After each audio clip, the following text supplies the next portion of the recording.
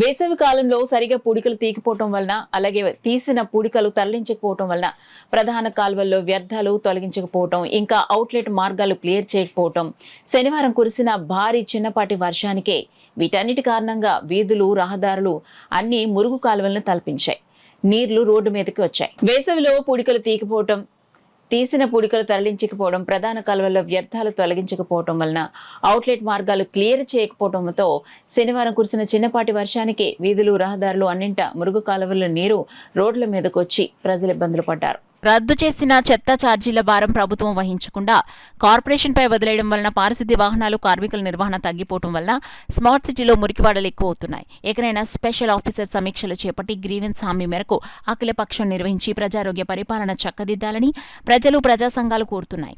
ఆర్ఎండ్బి ప్రధాన రహదారులు, కల్వర్ట్లు, railway crossing outlets, Recherlapeta railway major drain, Cheedilapora కాలువ, Upputeru canal, super bazaar, majestic వీధి cover drainage, GGH canal drain, Narasimham road major drain, Ramakrishnaraopeta ప్రధాన రహదారి కాలువ, సంజయ్ నగర్, దుమ్ములపేట, రాజీవ్ కల్ప మేజర్ మురుగు కాలువల మార్గాలు, Kothapeta market over bridge cross drain, పెద్ద మార్కెట్, వార్ఫ్ రోడ్ కెనాల్ కాలువల మార్గాలు క్లియర్ చేయాల్సిన అత్యవసరం ఉందని పౌర సంక్షేమ సంఘం తెలియజేసింది.